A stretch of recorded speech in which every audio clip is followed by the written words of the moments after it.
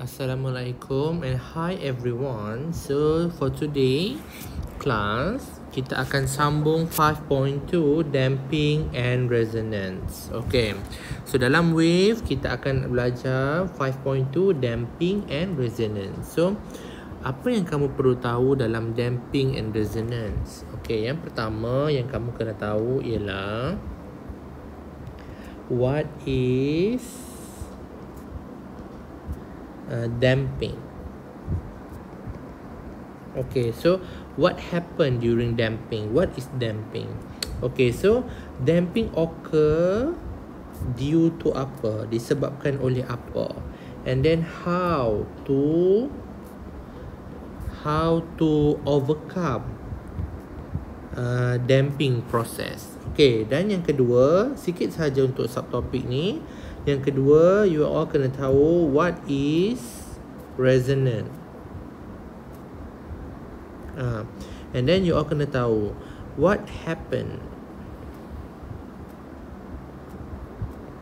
during resonant.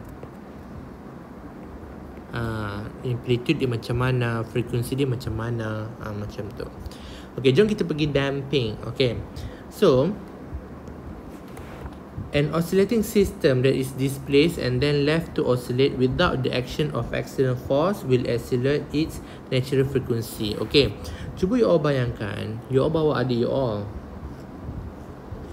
pergi ke taman permainan, pergi ke apa namanya ni, buayan. Okay, so buayan ni okay, buayan ni you all letak adik you all kat sini.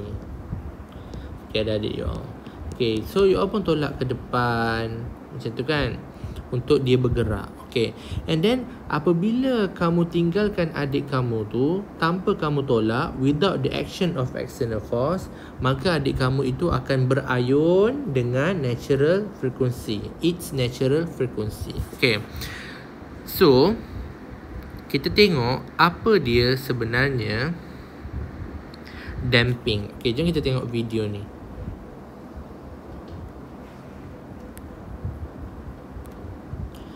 Okay, kalau kita tengok A tu dia berayun ke kiri dan ke kanan, tiba-tiba dia berhenti. Okay, tiba-tiba kad A tu berhenti. Tadi dia bergoyang kiri ke kanan, tiba-tiba dia berhenti. Kenapa? Itu ialah damping. Berlaku disebabkan damping. Macam adik kamu juga, kalau adik kamu ni diayun ke depan dan ke belakang tanpa henti, okay, you ayun adik you ke depan dan ke belakang, lepas tu you lepas. What happened to adik you all tu? Adik you all tu akan stop daripada berayun, stop to oscillate kan. Kenapa berlaku? Kerana berlakunya damping. Okay, jom kita tengok maksud damping. Okay, so maksud damping ialah, damping is the reduction in amplitude in an oscillating system due to the loss of energy.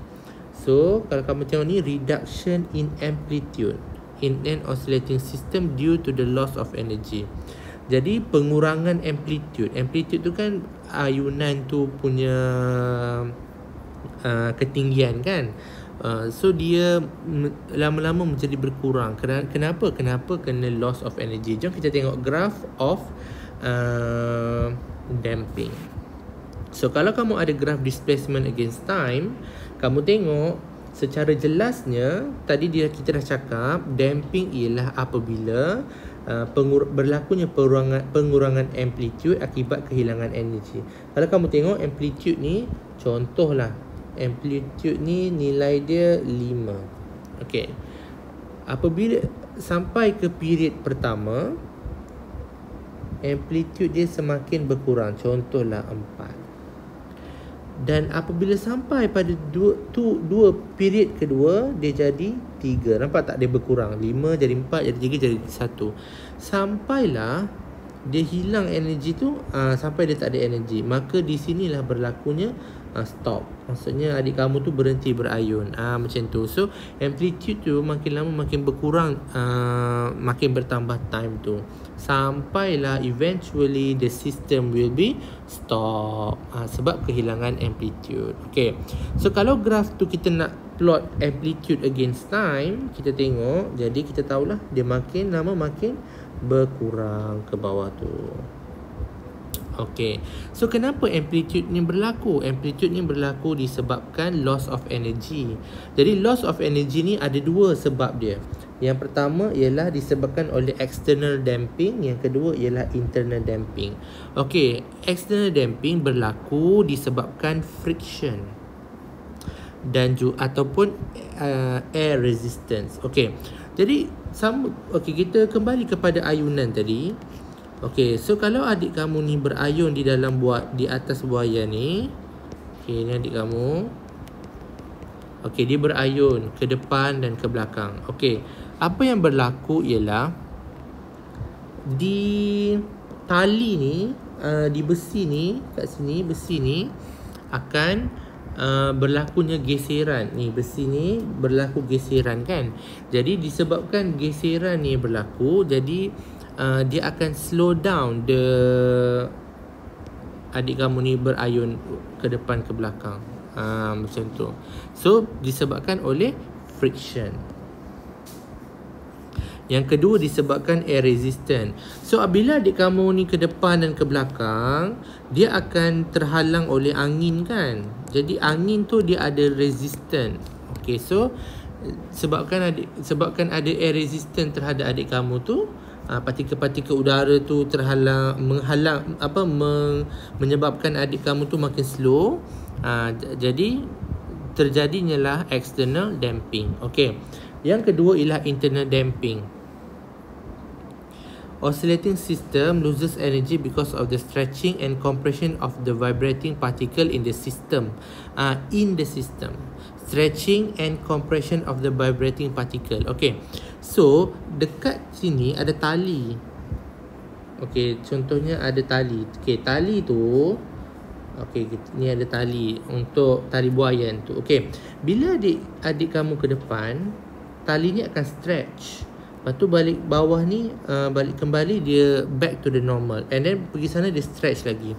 Okay, disebabkan stretching and compression ni, maka berlakunya internal damping, kehilangan energy.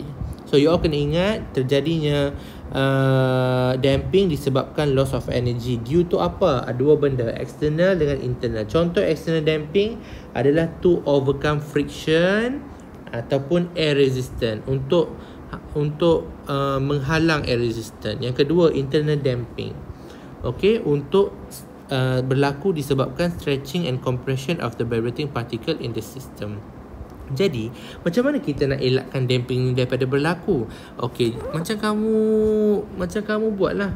Kamu tolak adik kamu tu berkali-kali untuk pastikan adik kamu tu terus berayun kan.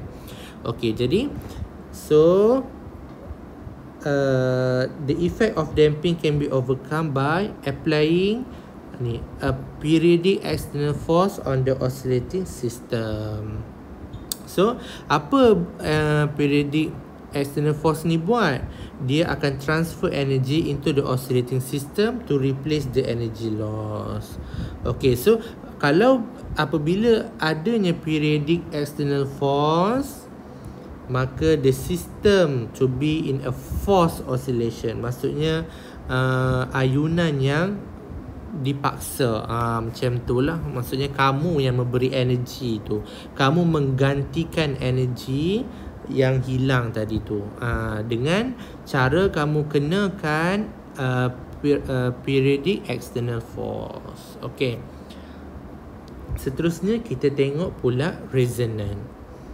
Okay, tengok video resonance. Okay, ni apa yang berlaku.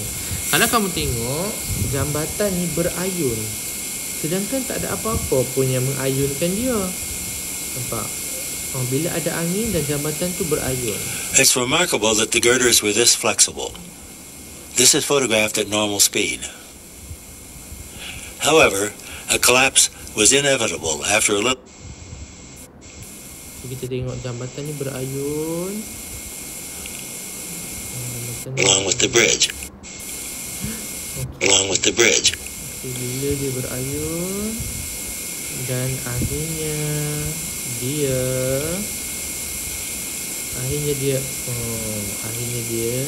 roboh. Okey, fenomena ini dinamakan sebagai resonance. Resonance. During resonance, kamu kena ingat dua benda. Dia oscillate with natural frequency and oscillate with maximum amplitude. So, dia akan oscillate dengan natural frequency dan akan oscillate dengan maximum amplitude. Kita tengok eksperimen ni. Kita ada turning fork P dengan turning fork Q. Student ni dia ketuk turning fork P. Apa yang berlaku ialah turning fork Q akan menghasilkan bunyi juga. Disebabkan apa? Kerana apabila natural frequency of P ni sama dengan natural frequency of Q, maka dia akan berayun juga. Dia akan start to oscillate. So dia akan oscillate dengan natural frequency dan juga maximum amplitude. Sama juga di sini. So eksperimen ni kita nak tengok dia ayunkan bola X ke depan dan ke belakang. And then dia perhatikan di A, B, C dan D apa yang berlaku.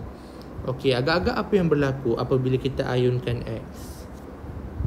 Apa yang berlaku ialah the oscillation of bright pendulum X, dia akan transfer energy kepada A, B, C dan D.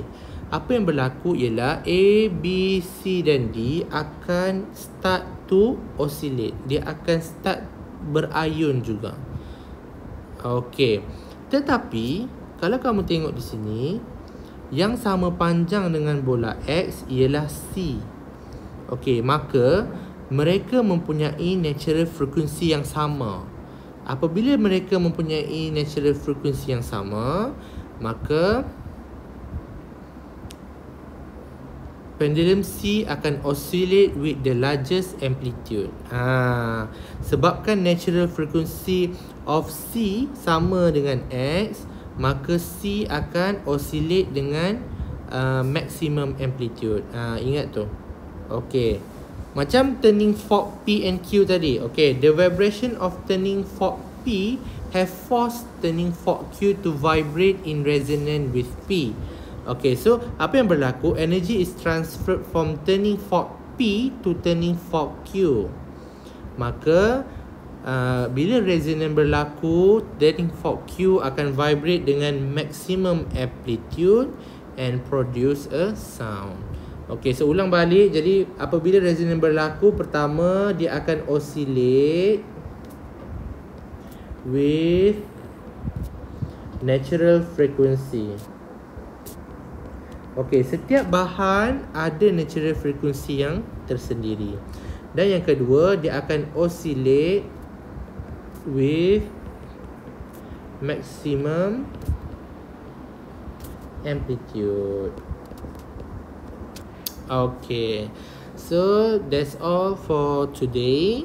So senang sahaja untuk topik damping dengan resonance.